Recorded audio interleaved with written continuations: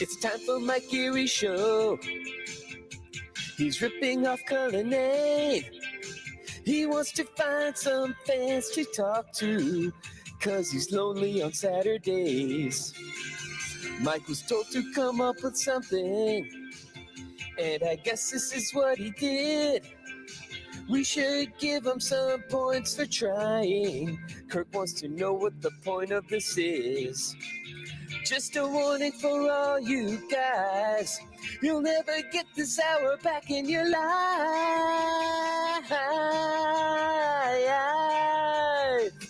This is Mike and the Minifans. Mike is talking with you. This is Mike and the Minifans. Mike is talking with you. This is Mike and the Minifans. This is Mike and the Minifans. Mike is talking with you. All right, now the animals get their turn. It's time to beat me up again. We can do without a Mike monologue this week, right? We don't need my pity party or whatever I would do. I'm sure I would just make it worse anyways. We'll get right to the beasts. I'm going to let them go at me, and then eventually I'll say my piece, I guess. I do want to say real quick, though, I guess I sandbagged my guy, Rich Mandarin. I misunderstood what he said. So Rich Mandarin was a guy that not disagrees, but wanted to come at me on the show. But there was a scheduling issue. He'll come on at some point. Maybe he'll beat me up then. But it was just a scheduling issue. I misunderstood what he said. He was actually being a nice guy and reaching out and saying if you need to talk, whatever. But he just couldn't do today. He could have done tomorrow, one-on-one or something like that. But I just misunderstood what he said. So Rich Mandarin, sorry if I made you look like an asshole. Hopefully you can come on and beat me up ASAP. All right, bring on the savages. We've got 3 men who want to kick the shit out of me and 1 reckless enabler. We've got a gentleman who has never joined us before named Billabap, whose mic is awful, so that should be fun. The great rising star, Latino Kirk, the legendary Steve from Providence, and show regular Matt from Providence. So what we're going to do here is basically just go around. Each of you guys will get to say your piece, and then I will respond. So you guys get to go uninterrupted for let's keep it reasonable here. Don't tear my fucking life apart for 40 minutes. We got an hour-long show here. Oh, that's the other thing for viewers. We're only doing an hour tonight. I'm testing out a few different formats. So this week will be an hour. I think next week we might go back to 2 hours, but format it differently. We'll see. I'll go in order of seniority here. And Billabap, you get to start. What are your thoughts on the situation with me last week in Madawaska? Well, I wasn't there, so I didn't get to hear the full extent of it until Monday's show. But having listened to Friday's show, I was pretty baffled that you were actually that drunk hearing Kirk say, whatever Mike does, he can't be drunk at this show. So I think you're basically like the king of the Minifans in all intents and purposes. Like you're the voice of the fans on the show. So it's kind of hard for you to separate yourself from us, I feel. But at the same time, you have this golden opportunity. And you started off, you did this podcast on EEI that no one listened to. And now you're with Kirk and you're like in the catbird seat. Like you have the golden ticket. And to fuck it up and to throw it away over people buying you shots named after your mother is insane to me. So I don't know why you would do that, but hopefully you learned your lesson. It seems like, judging from hearing the way you sounded on Tuesday's show, and I will give you credit, you kind of rebounded the rest of the week, but you seem to have learned your lesson. And if you haven't, I do have a friend here that wants to say something. This is A.A. Dale Bear, and he has 12 steps right here with you. He also has a 24-hour coin. So he's willing to be your sponsor. He's there for you. So reach out to him anytime, Mike. Thank you, Dale Bear. I'm up to about a week now, so that's good. Almost, not quite a week. Latino Kirk, go ahead. Yep. So just wanted to start by saying that how disappointing it was to see you having shot after shot and washing them down with beers. Zero self-control. Now, your action could have meant a catastrophic live show for 150 people that drove up there for 11 hours. I was sitting on the front row, 2 rows from you, and in the beginning, I could not put my finger on it if Kirk just wanted to do something different and interact with a lot of fans. But as time went by, it was clear you could not hold yourself. You went to the bathroom for the first time during your show. You almost tripped and ruined the whole sound system. I think you should have been punished by staying home a couple of days. I was surprised that they didn't follow through that plan. If this was a regular company, that would be a fireable offense. So I think you got luck that Kirk let this one go by. I think you need to realize also that there are several people that will give an arm and a leg to be in this show with Kirk.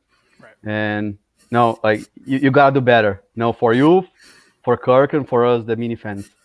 You're a great talent. I think you add a lot to the show. Let's not get crazy here, Latino Kirk. No. I'm not supposed to interrupt you, but no, I just want to say, like, for fuck's sake, don't let alcohol take the best of you. Right. That's it. Steve from Providence, my only defender here. Steve from Providence, go ahead.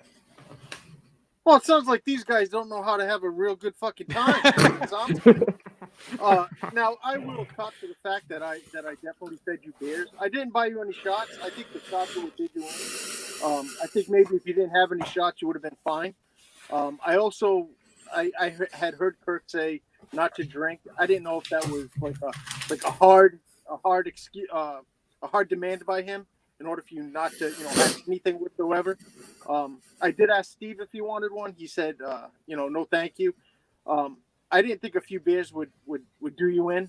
I think it was the shots. But like I'm older than you. I should have known better than to even give you or offer you any drinks till after the show. I apologize. I called you up. I apologize to Steve. But in your defense, had you not got cocked, we wouldn't have seen Dancing Kirk, and we wouldn't have heard Singing Kirk, most likely. Yep. So out of everything bad that happened, the best possible outcome came out of it. Yeah. Well, what I would say to Steve is, I'm 28 years old. You know what I mean? I appreciate your apology, but I'm also an adult, so I should have known. Also, someone is breathing very heavily into the microphone. So try, whoever that is, work on that. If you have your mic turned up too sensitive, just turn it. If your mic's turned up too sensitive, turn it down a little. And closing as it should be.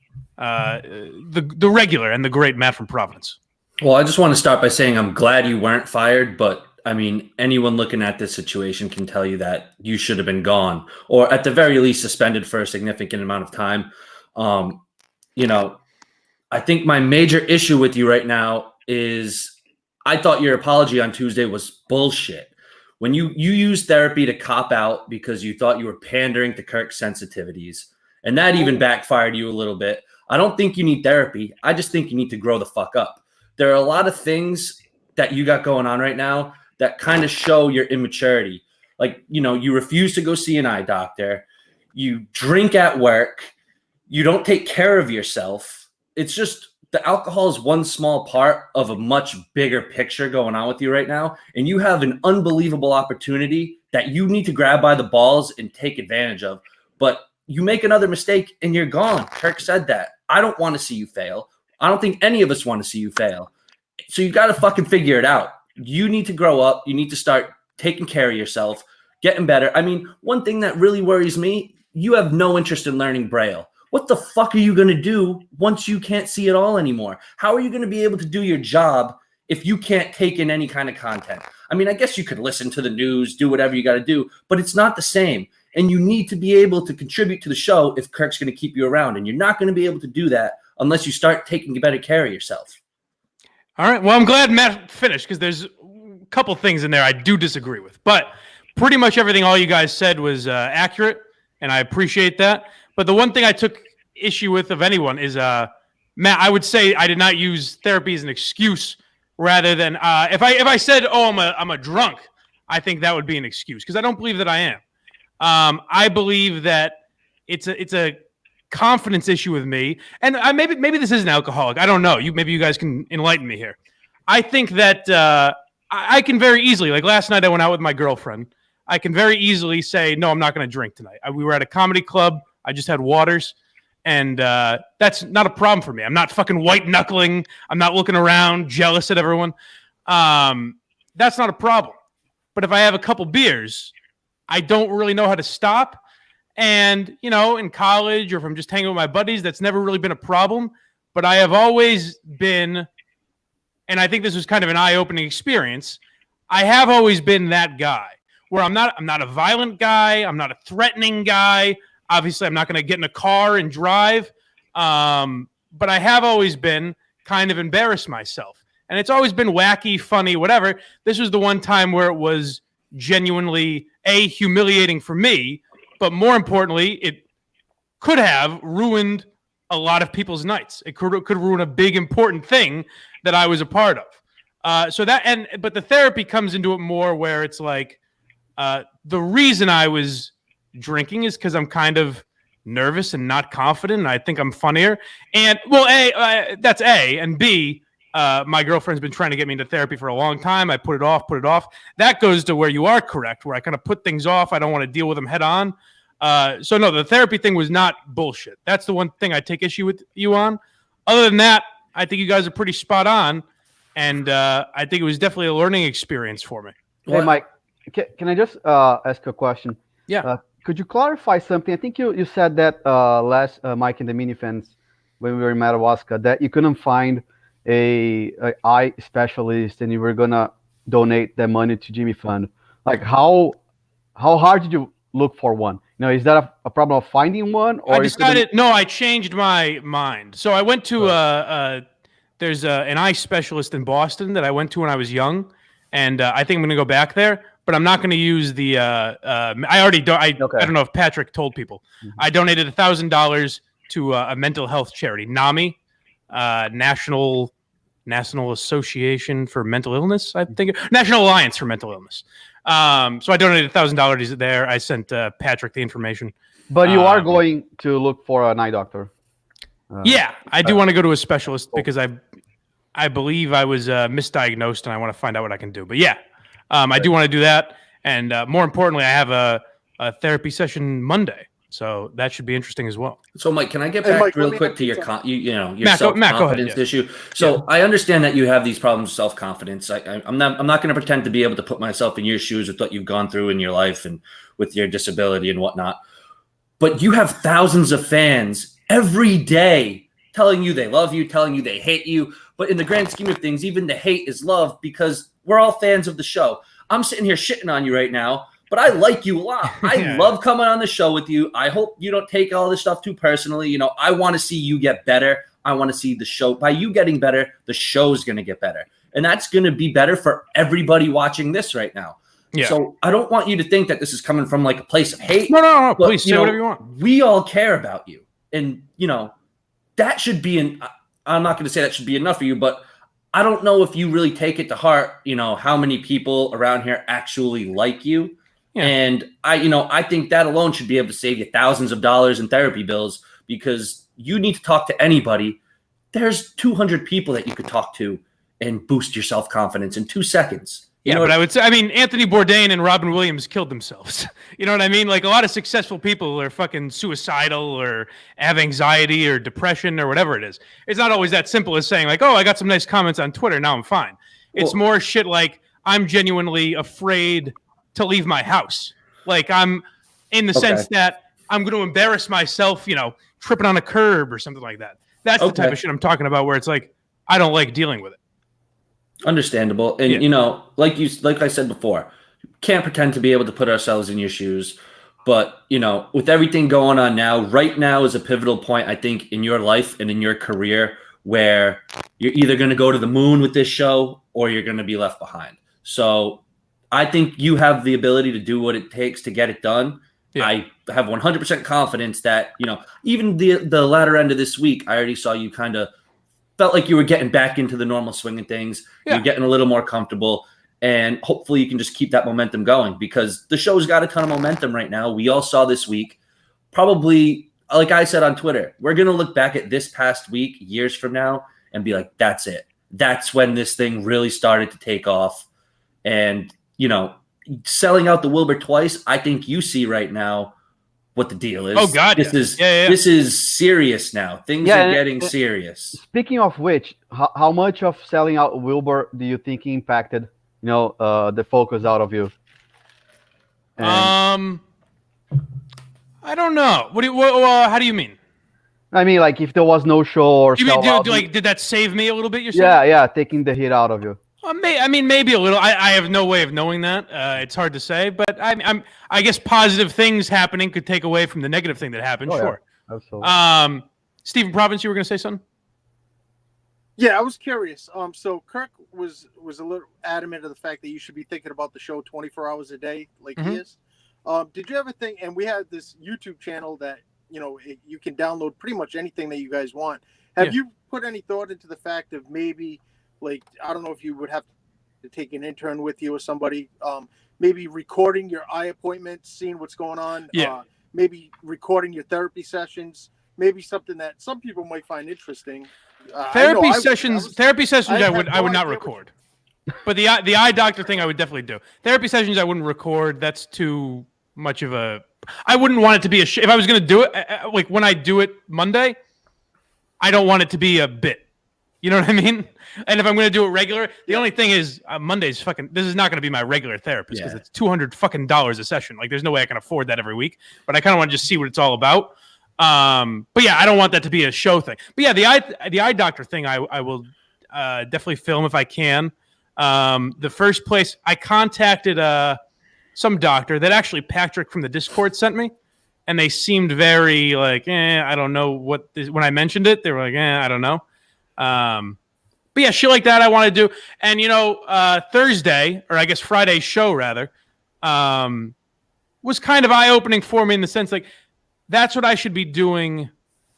But getting back to the confidence thing, I get very, very wary of doing certain things because I'm like, well, this isn't going to be funny or this is going to suck.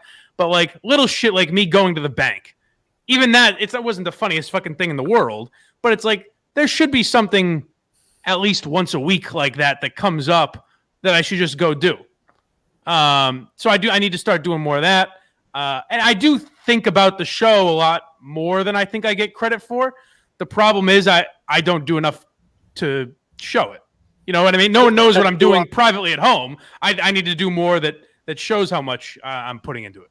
Yeah, you don't take action. Have you thought about bringing a video camera with you to the gym so we could watch you lose some weight off your fat ass?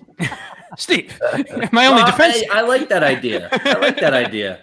Mike. I mean, you say it yourself. You say you fluctuate all the time. Mm-hmm. It doesn't need to be like that. If you keep a steady diet, steady exercise, you're not going to do that. And that's one of the small pieces I'm talking about with, you need to start taking better care of yourself. Yeah. You can't live like that forever. You're going to catch a heart attack by the time you're 40 years old. Right. What are you, fucking Jack LaLanne? Yeah, you're Jillian Michaels now? I care about Mike. I want this show to be around for as long as possible. So anything I can do to keep Kirk out from in front of a train and Mike from dying, I'm there. I'm going for it. Matt the coach. Matt the coach. Billabap, you haven't spoken much in a while. What do you make of all this? I don't know. Part of me almost thinks like you're letting yourself up a little too easily. Like, okay, go ahead. Like you were doing keg stands at like 8 in the morning. Like how were you nervous around like 8 people in Travis's house? Like that seems like a bullshit excuse. Like you knew what not to do. Like the night before you did Mike and the Minifans, that was your time to get shit faced and do what you're gonna do. I'm like, okay. I saw the little clips on Twitter. I'm like, all right, he's getting it out of his system. And then you see you the next day, and it's like some of that, I get the live show. You're in front of all these people for the first time and getting all this adulation in front of a live crowd, and you got nervous. But the whole day you were drunk. So it wasn't just that's not true. I wasn't drunk ice fishing. We did the keg stands. Steve even did one. We did it kind of we thought it would be funny for the documentary. I thought it would be good for Instagram. I wasn't I was not drunk when I showed up at the restaurant. The optics of it didn't look good. But you know what? You are right in the sense that I do have kind of a cavalier attitude of like I shouldn't have been drinking on Mike and the Minifans because I didn't realize people were saying I was drunk on Mike and the Minifans. I had no fucking idea. I thought I was not, obviously I was drinking, so I didn't think I was sober as a judge, but I didn't think anyone could tell, put it that way. And obviously people could. So that was kind of the eye-opening experience that I'm talking about, that I was, I knew I was drinking, but I didn't think anyone. I thought I was the kind of guy that it's like, oh, that guy's 12 beers deep. Who would ever know? but instead I'm slurring my fucking words. I'm acting like an asshole. I'm making terrible jokes. But that's I the guess that's more situation, right. Mike. When the energy's that high, just like anywhere. If you're out at a club, you don't really notice how fucked up you are until you step outside into the light. Like, it's those things where you got to go into it from now on and say, not a single one. Yeah. I'm not having a drink. And I think you're going to do that. And I'm very happy to hear you say that you weren't going to use the therapy as a bit, because if you did that, it just wouldn't make that any would sense. show you don't, and it would show that you're not taking things seriously. Yeah. Well, also, and to your point, Matt, I hope no one thinks I went in there and said, "Oh, I'm an alcoholic." Like, I wanted to make sure not to do that, because I do believe, like, I'll be able to drink some. I'm taking off until at least the Wilbur. I'm not going to drink. But I believe, in 6 months, if I'm out with my buddies, I can have a few drinks, because I don't think I'm an alcoholic necessarily. I think I'm a guy that can't hold his fucking booze and perform. And that that's makes kind sense. of And kind of uses an alcoholic. Maybe that is an alcoholic. Maybe maybe I don't know what defines an alcoholic necessarily. Maybe that's what it is. But Mike, here's the thing, right? If at the studio you don't drink, you should have been drinking on live shows, right? Oh, of course. It's the professional setting. Yeah. But I'm almost doing this as taking off drinking completely, almost as not self-punishment, but just kind of a way of saying, like, all right, fucking cool it. Like, that was an eye-opening experience. You see how you came off. I can't even fucking re-listen to the thing because I'm so humiliated by it. So it's like, all right, relax now. You had your fun. Now it's time to take things seriously, Yeah, and people have been talking about the difference between the live show and hearing it on the podcast. And that's where I almost feel like I have to address that video that you guys played of me on the show. At the live show, with all of the crowd noise and all that, you couldn't really hear every little thing that you were saying. Right. So it didn't take away from the show at that point. Hearing it on the podcast, when you get every little like, it's like, Jesus Christ, someone pull the microphone away from this guy. No, but Matt, even at the live show, I didn't realize he was drunk until the end, when he almost like crashed the sound table. In the beginning, I thought he was okay, but as the show, that's one more thing I will defend. Sober, I trip all the time. Let's get that out of the way. I'm not fucking nimble Nate over here. I'm not a very agile guy. Mike, not What's that, to jump Steve? off topic real quick, but I can't hear that guy Boulder Bass or Billabap? whatever. So if you could just do me a favor after the show and DM me what city he lives in so I could keep my kids away from that area. That guy reminds me of DEC more than you could imagine. What a fucking looking guy. What is this? By the way, we'll get back to me in a second. What is this DEC retiring the creep character? Can he really ever retire his creep character, though? I mean, that's to the bone. Retire your personality. He's just a pervert. He has this attraction towards little boys and girls, and he can't automatically shut that off. I recently learned that. Hey, Justin, is that Billabap making that noise? Hey, Billabap, we're gonna kick you out for a minute and just see how it sounds. I'm not kicking you out for good. I just can't. Your audio's tough. Okay. All right, brother. Sorry. Yeah, I recently learned that the age of consent is 15 in Connecticut, so it makes a lot of sense why DEC chose to reside out there. He can't change what he really is. This is just going to make it more difficult for him to, deny that it's his character when we eventually catch him doing something really weird. Understood. All right. I want to get back. Well, maybe we don't have to. Do we want to get back to me or what? What do you guys have? I want to talk about the nice things about the show. Can we just switch? Please. No? Yeah, I mean, you got your lashing.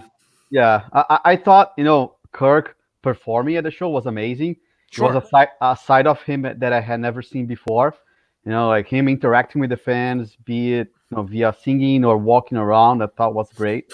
Was something that I had never seen. So that's my take from it. Yeah. That's the thing. So that's what I hope for mainly. I was obviously very sorry to Kirk and Steve, and I gotta say, I have a whole new respect for Steve. Not that I didn't. I mean, it was kind of a me versus him. We liked each other, genuine, but like now the way Steve kind of defended me and reached out to me and was very nice to me. I have even more respect for Steve than I already did, and I really appreciate that. and I'm fucking humiliated that I lost Kirk's trust, and I'm very embarrassed by that, and going to work my ass off to get that back, hopefully. But I was also sad that I had a blast hanging out with the Minifans all weekend, and to think I ruined the show for any of them really fucking bummed me out.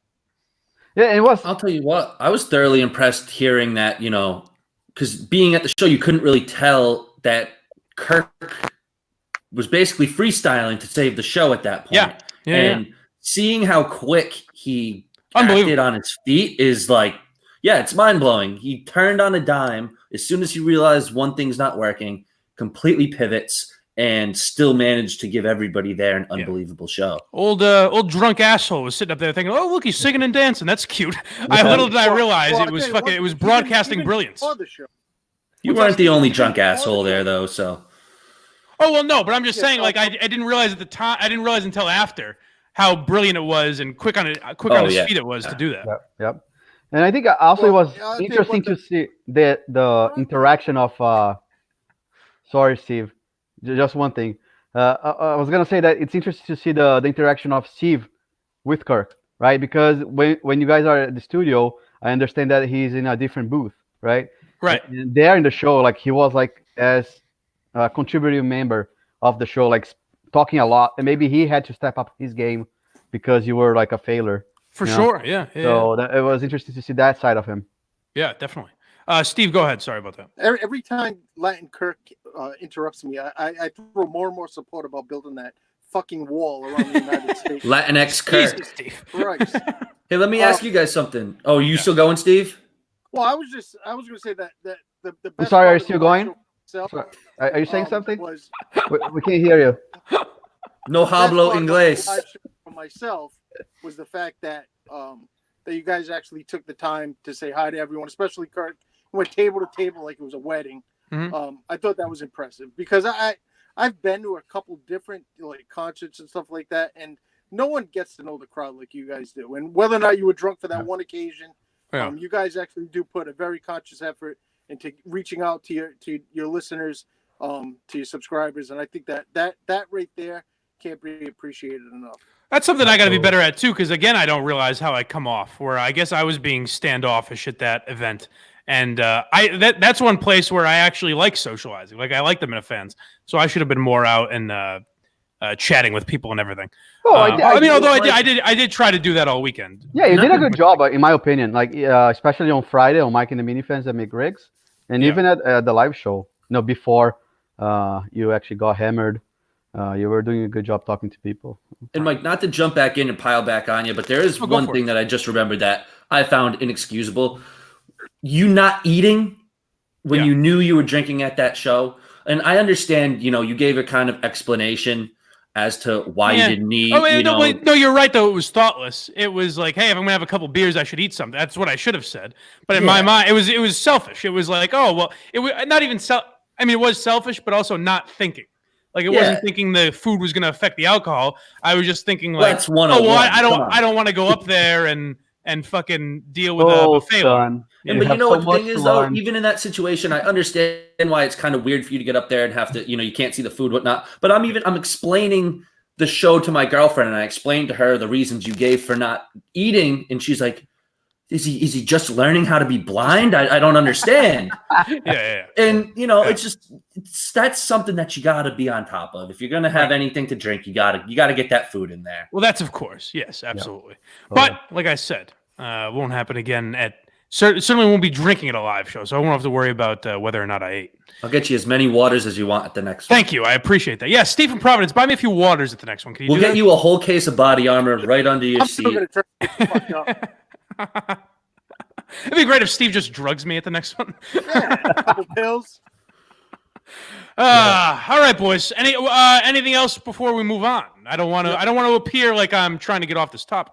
I mean, if we're going to be on the show, I want to know from you guys, what was your highlight? Mine personally was when Dale Arnold answered the phone. I thought that was such a rush of adrenaline, getting to yell "fuck you," knowing that he's going to hear it on the other end of the line. That seems like a staple. Was the best. That seems like a staple, a show staple, a live show staple at this point. Yeah, for me, in terms of the show specifically, was Kirk's performance. Like singing and interacting with the audience.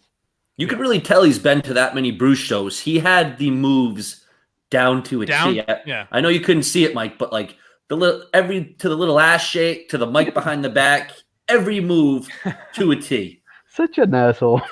Well, just for me, that I've been listening to. I think he's been on the air for like 10 years. That was the first time I've ever met him. And then when I've been at places that he's been at, I've never approached him just because I don't want to bother him. Yeah. So to me, that was definitely the highlight of the whole thing. Justin, you can bring Billabat back in. We'll try it. If his audio sucks, we'll have to say goodbye to him. But hey, Billa. Hello, sir. You sound a little better. Before we move on, we're kind of giving everyone's last thoughts on this, unless you've got something that sparks the conversation back up, Billabap. I was going to say, how did you feel on Tuesday morning when you walked into the studio? Like, what was your thoughts? What was the tension going on there? You know when they talk about when Kirk and Jerry talk about that pit in your stomach? That's what I had. I was fucking miserable. I didn't know what I was walking into. I didn't know what was about to happen. I didn't talk to those guys before the show about anything like show related, so I didn't know what was going on. And then the real torture was the first few minutes where it was just Steve and Kirk going back about I forget what it was, Wilbur stuff. I forget exactly what the conversation was. Yeah, I was worried you weren't there. I didn't feel comfortable. I didn't feel comfortable chiming in on that, obviously. So I just stayed quiet until spoken to, pretty much. But I was just like, what would have been very funny is if they just never addressed me, and those two did a show for 2 hours or whatever and left me sitting there. But yeah, it was rough. And hey, Mike, the last thing I want to get in before we move on is, you have a great intern in Justin. Justin went above and beyond the Call of Duty last weekend, helping you out and taking care of you. No, knowing when enough was enough. I know he got you back to your hotel and all this stuff. And, I think Justin definitely, if you haven't given him a big thank you yet, that should be in order. Yeah, Justin's been awesome. He did a great job in Miami. He did a great job in Madawaska. He did a great job the other night with that YouTube stuff. Justin's been doing a very good job. I know he was criticized. Don't go buying any metal cable, Justin. Listen, his on-air persona is not. That was a guy. I should have given that more, Matt. I apologize. Justin's on-air persona is not necessarily electric, but behind the scenes, he's done a good job. No, he's a great guy. Yeah. Some may say the number one intern at the moment. I would say that. Latino Kirk, would you say that? Will's the number one for sure. So what is this? What is this fucking odd couple thing you guys are doing now? I don't understand it. I know. Because when I was talking to you, Latino Kirk, at the ice fishing thing, you had this 1,000-yard stare. You were like, I don't know how anyone handles it. This is fucking miserable being with this kid. And now it's like you're traveling the countryside, looking for video content. You know what? I think Will and I is that love and hate relationship. I see him as like a little brother. Sometimes he irritates me, but sometimes he can be brilliant. I mean, the guy goes to Cornell, right? He's not stupid. He's just dumb. But I think, it's fun. I think we clicked well. I think we could generate a lot of content. So I told him, hey, you want to go for a trip, get some content, see what happens. And he was all over it. I think it's going to be good. One thing that I need to defend myself here is that he's, spreading this rumor that I got his car, into the snowbank. I just want to say that he asked me to go through it, and obviously it didn't work. The kid's a fucking moron. Like, I got to give Will credit. The song he made about me was hilarious. That was a great talk about. I mean, he texted me that night after the MGM thing, redemption. That was redemption. Yep. He did a great job. So that, and Matt from Providence did tell me he's got some information that I could use in my back pocket, but I'm not gonna, because I like Will. After that song. And I love pranking Will, and making fun of him. So I think it's gonna be a great weekend. Now tell me something, Mike, based on your knowledge of live streams and whatnot, when they do their trip to Iowa, would a 20-hour, whatever it be, drive, would a live stream for that entire drive be possible, or no, just because of spotty internet connection? I would rather not. Maybe release some videos, but I would love to have that content, ready to ship so people are interested instead of just releasing everything. It is interesting, though. That is an interesting idea, Matt. Anytime in the day, you can just pop in and be like, "Oh, what are these two assholes up to for an entire day?" Yeah, do a Periscope, like a quick, like 5 minute. But I think the bulk of it should be, once we finish everything up. Yeah, because there's already been small talks of. I know hotels in Madawaska are already basically sold out for next year. I tried to get my room at Innovacadia and it's gone. Yep. Oh, Jesus. So a few of us have talked about doing a Minifan house with like between 10 to 20 people and just having cameras rolling the entire time. Wow. That could be interesting. It's a smart idea. Then you what I will warn you, you have to kind of weigh, do I want people seeing me when I'm walking around in my boxers in the morning? Do I want people seeing me when I'm stumbling home drunk at night? You know what I mean? Like, just be careful with that, I will say. Got to be cognizant of the cameras. That's the good stuff. Yep. That's what you want to see. You want to see people when they're not prepared, not ready. Yes, I do. Yes, but I'm just warning them. I want to see like R.A. Minahan come through the door with a Madawaska 3 at 2 a.m, drooling on himself. Is R.A. Minahan a dog? Is that the... No. R.A. Minahan is a great guy. I think he's engaged. He seems like it, yeah. That was just a random name I threw out there. Okay, I got you. Yeah, I like that's the my house guy. idea. I like the house idea. You can sign me up for that. I do like the Latino Kirk Will dynamic. We're gonna have to lock our stuff up. What's that? Right. He said if Latino Kirk's in the house, we'll have to lock up our stuff. Oh, is it? Speaking of racism, Latino Kirk, these rumors that you're not actually Latino, that this accent is fake, it's all a hoax. Yeah, how do you address these? I'm a hired actor. I'm okay. Cuba, Kentucky. Very good. All right. Well, that's easy. I love bourbons, old fashioned. That's what I drink when I'm not in character. Sure. Steve from Providence. I know you have to go at some point, so not quite yet. But I just want to make sure you get this in. You had some sort of a Jerry rant that you wanted to go on? Well, I kind of took it personally. Not so much. I've been listening for a long time, and there's a lot of people that are catching on to the show now that haven't listened to Kirk and Jerry for a long time, and that non-loyalty comment by Jerry the other day during the shitty podcast kind of got me the wrong way, because I think that he owes so much to Kirk. After he was done riding Dino's back for about 15 years, and then he rode Kirk's back for 5 years, he owes more of his success recently to Kirk than can be put into words.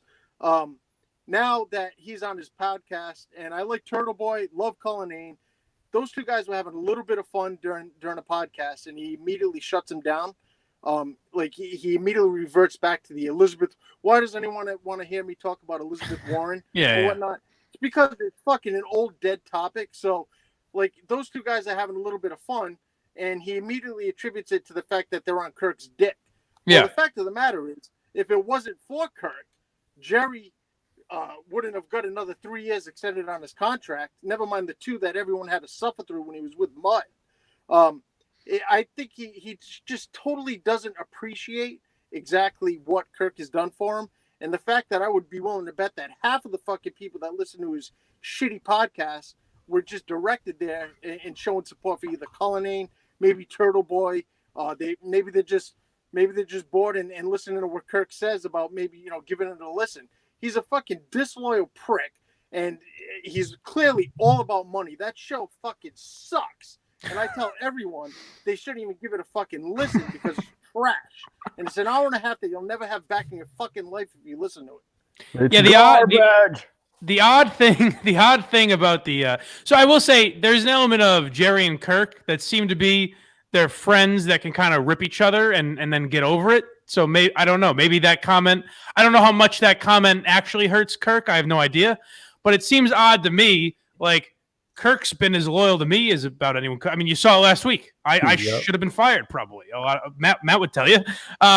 So that's loyalty. And even in the comment, you can kind of dissect the hypocrisy or speaking out of both sides of your mouth when he says, well, if Kirk actually fired Mike, he'd bring him back the next day. It's like, well, isn't that kind of loyalty? Isn't that what that is? Where it's like, that's my guy, I'm going to bring him back. That's what I think of loyalty as. Whereas Jerry, and I've said this on the show, I like Jerry. He's been nice to me and everything, but it's a bizarre thing that entire show didn't say Kirk and Callahan I'm referring to. It's odd to me that Jerry, Curtis, Ken didn't look at Kirk as a generational talent and say, let's hitch our fucking wagons to this guy. Or not even, you know what, not even have to kiss his ass that much. Just say, what we've got is something special. The Kirk and Callahan show is something special. Let's keep that going. Let's do it at radio.com. Let's do it at a subscription service, whatever. No, because instead they were cowards. Here's why. Because you can't be happy for someone and be jealous for someone at the same time. Right. And Jerry is fucking clearly jealous of the fact that his podcast has taken off, how well he's doing. He's getting new. Listen, I know for a fact, and you could back me up, you guys, your subscribers are jumping up by thousands every month. That's just a fact. Mm-hmm. Jerry, he can only go so far. Well, what is he going to do when this election's over? What is he going to talk about then? We're going to go back to sports? Sports, baby. Hey, revenge. Steve, you're overlooking the fact when the election's over, it's football season. So don't worry. Don't worry about what he's going to do. He couldn't send out a fucking thank you. He couldn't go out on Twitter and say, you know what, congratulations on selling out the Wilbur so quick. Are you that fucking that's bullshit. You can't say thank you or congratulations. That's fucking bullshit. Fuck that guy, man. I'm surprised by that he wouldn't even send a text. I find that bizarre. But even, you know what, whether or not he sent the text, he should have tweeted something out and said that's unbelievable. You know what I mean? Like, because those shows, as much as Jerry probably wants to deny it, those shows are intertwined. The Kirk Minahan show and the Jerry Callahan podcast are intertwined in the sense that I don't know if there are more than... I don't know if there are triple digits worth of people that listen to Jerry's show and not Kirk's show. You get what I'm saying? I don't know if there's triple digits of the people that listen to Jerry's show. Well, maybe, you know what? Maybe that too. I don't know. But I'm just saying the majority of listeners to Jerry's show know it exists because Kirk talked about it endlessly. Yep. I mean, I always thought Jerry was great until he was no longer sitting next to Kirk. And now I can't listen to it unless they're talking about your show. So, I mean, I don't know if that's just my own personal bias, but it seems to me like Jerry's, I know he's been around for 25 years, whatever. I think that, we were all spoiled getting to see him next to Kirk, and now it's just he's lost his luster. I mean, I can listen to Jerry talk about that stuff. I can listen to him talk about politics, sports, and revenge and all that. But the problem with Jerry is, even if I was not on the show, I would never forget that Kirk does a podcast. You know what I mean? There would always be something where I'm like, oh, I'd like to hear Kirk's take on this. Or, oh, I saw this weird thing on Twitter that I want to check out that Kirk's talking about. Whatever it is. With Jerry, you kind of forget. And I was saying this when we were in Miami. I said this to Justin when we were in the room. So I'd get back. We would do the show at the Barstool Hotel. I'd walk across the street and refresh my podcasts to timestamp the show. And usually... Jerry's show and Kirk's show are the latest to upload because they come out at relatively the same time. And I look at my phone and I said to Justin, I was like, Jesus Christ, if Jerry's show didn't upload the exact same time as Kirk's, I would forget it existed. Like that's the only reminder to me is that I see it in my podcast app. Yeah. And also, like, it feels like a radio show, right? He treats his podcast as a radio show. So it's so, to me, it's boring. Yeah. Well, were you, Latino Kirk, were you a Kirk and Callahan fan or no? Yeah, I used to listen since 2012 when I crossed the. So do you agree with kind of what Steve's saying that maybe Jerry was carried by Kirk? Oh yeah, absolutely. So when I first started listening, it was Dennis and Callahan, and then Kirk came, as the third wheel, and you could see the difference. It's like night and day. Yeah. And while we have Kirk's, go ahead, Steve. Mike, let me ask you this: if you just say you had never been offered a job by Kirk and you were still doing your Blindside podcast, right? Yep. Yeah. And just say you had a growing audience, but you wanted to make it bigger. Wouldn't you look at what Kirk's doing? Now, I don't think you could do exactly the same, but just as far as it doesn't, if you're a celebrity or you're a radio host or you're running a TV show and you see by me interacting with my listeners or my subscribers, I can not only build loyalty, but I can also get by word of mouth is the best type of advertisement. It's better than any billboard or better than any commercial. If I learned that by interacting with these people, I could get a big following, I would think that Jerry would go out of his way, even though he's a smug cocksucker, and it would be beneath him to reach out to anyone. That I am shocked by the fact that he hasn't tried anything yet that Kirk is doing. Yep. It's weird. It's weird that, I mean, you're even saying there where it's like Dave and Turtle Boy are kind of talking about that stuff, and I didn't hear the whole thing, but you're saying he kind of shut it down. That's strange to me. It's like, hey, let yourself get into some silly stuff. Talk about so Dave in that. You know what? Here's the best example of what you're saying, Steve. In that clip, Cullinane says, I can relate to Mike because I'm kind of like that. Well, maybe actually I just have a drinking problem. And then they move on immediately. And it's like, well, talk to Dave about that. You know, maybe talk about Dave's personal life. And I'm not even saying that issue. Dave was probably just a throwaway line that Cullinane threw out there. But when a personal issue comes up, talk about it. It doesn't have to be, let's stick to business all the time. Yeah, it's all about Jerry, you know? Yeah. So. Definitely. And while we have yeah, Kirk's co-workers or previous co-workers as a topic of conversation, do you want to address the Minifan news rumors about Mutt potentially being in play? Really? I've heard that. I've seen it a little bit. There are rumblings that Kirk may be running that Minifan news account because they've hit on some pretty big things while you guys are still taping, and later that day, whatever they said seems to be true. So I don't know. I don't know if there's any truth to those rumors, but I don't know either. I mean, they wouldn't tell me, I don't think. But yeah, I don't know. That's interesting. The Mutt Man back in the business, back being relevant again. That could be interesting. I do like Mutt.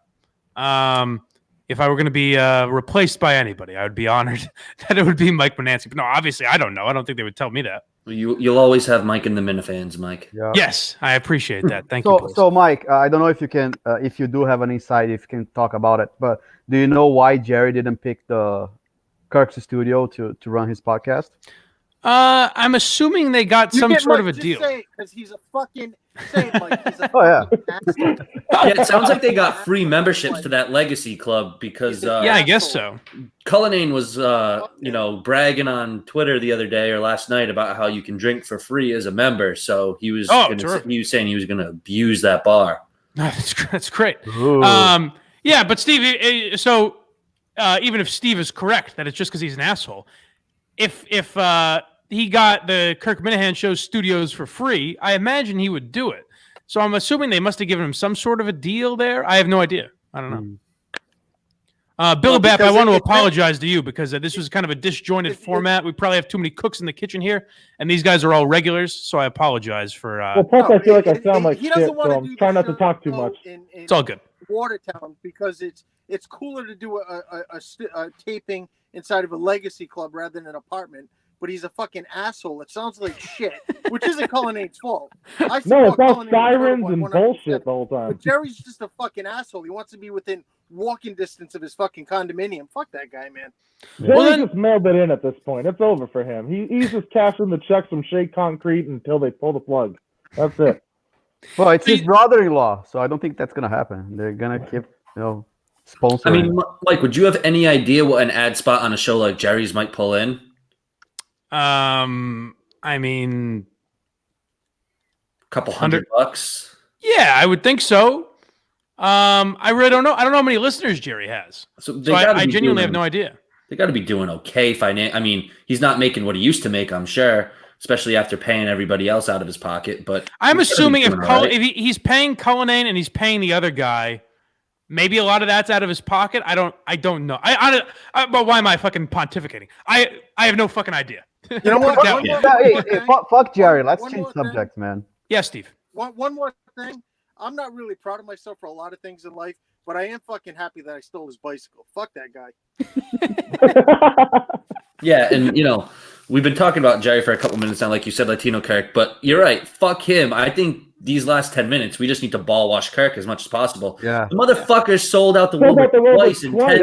Let's talk about the Wilbur. Mike, how have we not gotten to that? Jesus Christ. I How cannot excited wait are for the you? Wilbur. Do you Mike. guys all have tickets?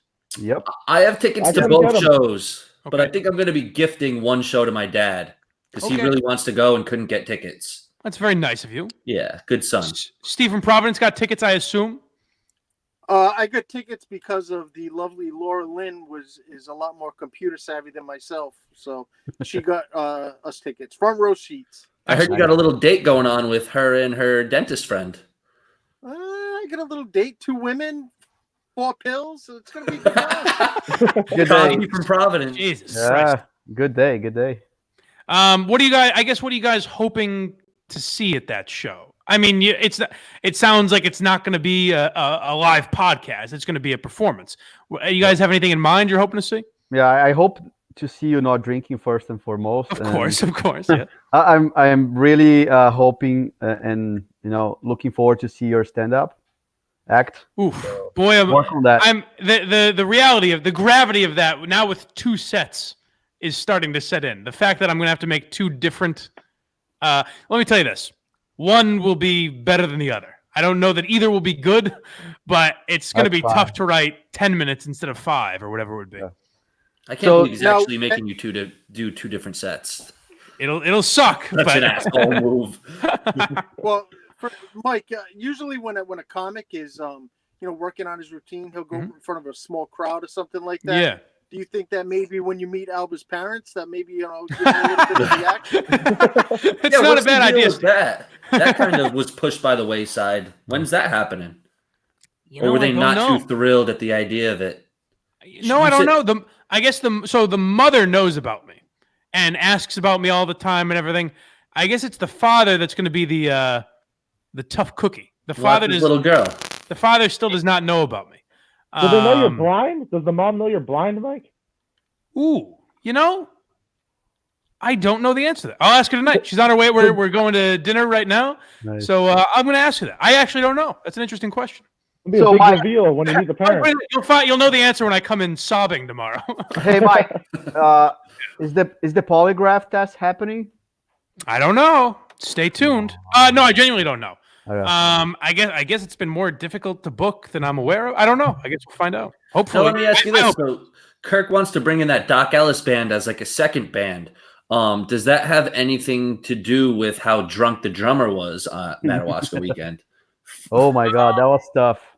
Does Kirk know that's the same guy? I'm not sure. Oh, he knew. He was made aware during the. You don't remember that from? See, you don't even remember the live show, you bastard. No, I didn't know if he knew that was the guy from the Ramblers. Oh, he straight up. He was like, "This is our drummer. This is the drummer for the show." Yeah. So yeah, in that case, I doubt it because they're going to be performing. Yeah. I think if it No. was that kind of a thing, you would have just thrown him off. And also that's so much different than me getting drunk. Like that guy that's a guy that's supposed to get drunk. Yeah. And Yeah. something like that. You know what I mean? That's not his fault. So, no, Mike, punishment. little advice here. One of the episodes this week, Kirk said he was all excited and stayed up until 2 a.m. writing things and ideas for the show. Yes. You should be doing the same. Yeah, I have an idea for a little pre-show thing that I don't know if it would work. It has nothing to do with the actual show. So yes, I should come up with things. Let me toss this at you here, fellas, as a little nugget for the end of the show. We talked about this week the electric chemistry between intern Justin and Will on the intern show. What if they were kind of red carpet reporters before the Wilbur show? Like a live stream, or Yeah, that's kind of what I was thinking. Like, so people at home could kind of like, ooh, like I guess make people jealous with a little live. Maybe Justin and Will aren't the right guys. Those are the first 2 that came to mind, but something like that. Because the way the shows I've gone to at the Wilbur, it's people just start lining up outside, and it's a line down the street, or maybe it could be at this Minicon thing. But it could be something where it's like, oh, Steve from Providence, get over here. Let's talk to you for a minute. You know what I mean? Something like that I think could be funny. Yeah, I think it's a good idea. almost kind of like a semi like live Mike and the Minifans from like the lobby of the Wilbur, almost just like Something like that, but not necessarily. I'm guessing I'm going to have to be preparing, so No, it wouldn't no, be me. yeah. I'm not necessarily saying that, but kind of like the setup we had, kind of like a round table off to the side where you could pull, like you see Steve from Providence waiting to go into his meet and greet, and you pull him out of line for 2 minutes and say, "Hey, you excited? What are you hoping to see?" Yada yada yada. throw him back in line. I am all in favor of anything that requires Justin to take a fucking bath. Absolutely. Justin's a clean guy. Justin's an OCD guy. He's a cleanly fella. You have two complete opposite interns because Will is a gross bastard. Will's just dipping and smoking while he's dipping and drinking Hennessy while he's smoking while he's dipping. It's disgusting. I think Justin should definitely list his 150 celebrities during the show for sure. See if they match up. It'd be great. It'd be a real fuck you. So if the Minifans fail at this 46 continental states thing, where you get a pitch from every state, if they fail, instead of canceling the show, I think it should be for the duration of time that we have the Wilbur. Justin just lists celebrities. Yep. Well, me and And you have to start working on something for Rhode Island, even though Absolutely, we're good, man. No one should even bother getting started with doing this because we're gonna take it, man. Don't even stress it whatsoever. But Mike, excellent. I have to get back to work, or else I'm gonna get fucking fired. All right, Steve, go. All right, Steve. I'll talk. I hope you guys have a great. Drive safe, bud. Thank you, buddy. Have a good one.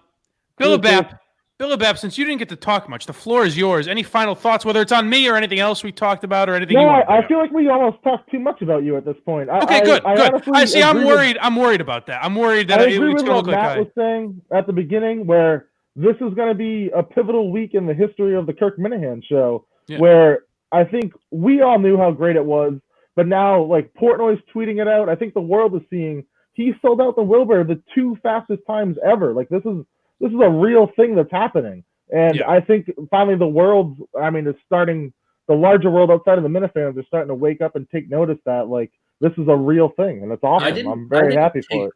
Portnoy's tweet as a great thing. It seemed like almost he felt like he had to say it. Not that was my take. Oh, by the way, congrats to Kirk. It's like, and you're like a day late. How I don't know. I don't know if I saw it that way. I saw it as like I'm finally acknowledging this show. Did you see anything? The big sign to me was, oh, can I see anything? That's cute. But the thing to me was, so at 11:08, whatever it was on Tuesday, Gaz texts me, and he never texts me. He texted me and goes, especially about anything for the show, like directly show related. He's not going to send me a text right away. He texted me at 11:08 and says, "Did that thing just sell out?" And I said, "Yeah, a few minutes ago." And he's like, "Holy shit!" So it really caught on there. Like I don't know, maybe Portnoy individually was being passive aggressive. I didn't take it that way, but the people in the office there were certainly noticed. Like that was a big moment. Even KFC came out and said it took. KFC even came out and said it took them a couple weeks to sell it out. And I mean, I think maybe that could have something to do with the fact that you guys are Boston based and they're not. I don't know, but I mean, either way, this, how much more impressive could it be for a podcast? I know. Well, no, they were though. I mean, Feidelberg and Barstool in general is Boston based. Like, true. They were a little more closely connected to Boston at that time. Yeah. And I mean, Kirk was talking about, what other podcasts are even selling tickets to live shows. And I was like, that's a great question. And I asked a buddy of mine and he said he had actually gone to, have you ever heard of Kill Tony? Yep. He said they did a live show at the Venus de Milo in, I think it's Swansea, Mass. And he said they sold like 600 tickets. I'll tell you a little something about Kill Tony, as a matter of fact. Not suggesting the Minifans go to that or anything, but I'm going to try and work out. Oh, maybe I shouldn't do that, though, because I don't want to fuck. But Kill Tony is basically where amateurs do stand-up, so I was thinking of working on my stuff there. Maybe I should ask Steve about this. I don't know if I want to. I don't know if I want to spoil anything, but I think it could be funny if I bomb on a podcast. I don't know. I'll mull it over, but it's something I was thinking about where I kind of want to work out my stuff beforehand. So they are coming to Boston in April. One thing that surprised me was the fact that Erica didn't tweet anything about it. She retweeted us or something. Yeah, she retweeted, but she didn't spend the time to do it. If you really want to start doing some open mics, Mike, my coworker is a stand-up comedian. He does 4 a week. I can get you a list of open mics in the Worcester, Boston area if that's something you're really looking to get into. I mean, I should. The idea that the first time I'm going to do real stand-up is in front of 1,100 people. Can't do it. Twice in a night seems like a bad idea. So I definitely should start doing it. Honestly, we're like 4 months out from the Wilbur? You should be doing at least 1 a week, I would think, minimum. Yeah. Just to get your bearings, because you're gonna have to try these jokes out. You're gonna see what works, what doesn't. Like your first written act isn't gonna be what you do at the Wilbur. No chance. Right, certainly. So I'll have to look into that. And don't tell people, so you can just go there and test it, and don't. I think you're right. See, I thought the Kill Tony thing would be funny, but I think you're right. It should be in secret, where it's no one's gonna get a sneak peek at it or anything. Exactly. Yeah. Yeah, like you can't be telling people what open mics you want to be going to. Oh, that's true. Justin pointed out Erica did say she's going to the show. That's great. She did, yeah. Yeah. I think it was Andy Mayo trying to get her a ticket, or try to give her a ticket. Fucking Mayo, man. It's very sweet of her. like Erica's gonna sit in the balcony with fucking Andy Mayo. Guy's always got to find a way to try to interject himself into a situation. I like Andy though. I like Andy. All right, boys. Anything else before we get out of here? No, I think this was good. No, it's good, man. Hopefully the audio didn't suck. Billabap, I apologize, and I apologize to the listeners if the audio I'm sorry, sucked. my mic sounds like shit. Sorry about that. What are you gonna do? It's not your fault. I think it was good. I'm glad you guys got to say your piece, because I think you speak for a lot of fans out there. Who knows? Maybe I did more damage here. Maybe I said something dumb. We'll find out tomorrow, I guess, and or Monday rather. And Latino Kirk, you got anything else? No, thanks I for didn't wanna having cut you me. All right, boys. Yeah, good luck tomorrow. All right, guys. luck with Until what's that? Good luck with Cullinane tomorrow. Oh, well, that's I meant to mention this during the Callahan thing. You haven't heard the big controversy. No, what there's is it? controversy. We'll see. We'll see if Cullinane's in on Monday. And I just want to say that Cullinane song, top 5, easy. Yep. See, we always say top 5 easy, but then you get into actually listing them, and it's like, well, I don't know. But it was a great one. It was I a think great one. both Cullinane songs, personally, to me, are top 5. Those are 2 of my favorites. The original Cullinane is one of my favorites for sure. Yeah. But this one was very good too. And then the song after it, which I don't know who the singer could possibly be. Yeah. I don't know who it could. It's maybe he's not on radio anywhere certainly. No. But that guy did a great song as well. Well, Will's song was good. He's acknowledging it Will's though song on was very Twitter. good, yeah. Yeah, the best thing Will's done. Oh, is he with that saying it on song. Twitter now? Oh, Well, good. All right. I tweeted. I just asked him if he knew any good Russian cliches, and he's liking. He liked the tweet, and he liked a couple responses. And you know what? He did my Instagram live and all that shit. So I think we can kind of say who it is. But well, he did kind of go a little in a XXX direction there. We'll keep it vague we'll let him announce it on his own time. Whoever the ghost of Ronald Reagan might be. And all right, boys. So funny. I love that how Kirk drops the little hints, just so if you really listen, you get it. Yeah. Yeah. It was funny his you line the know. other day where it's like, Tom Brady should stay. I'm going to go record this. All right, guys, thanks for doing this. I appreciate you coming on and ripping me. I think it was good. It was cathartic, and I learned a lot from it. I appreciate it. Thanks for having us, Mike. Thank you. Have a good night. No outro? Thanks, Mike. All right, boys. Until Monday, keep kirking off. Oh. We'll see you next week. Have a good one, Mike. Oh, by the way, guys, Friday next week, all right? We'll talk to you later. Okay. All right. Bye. See ya.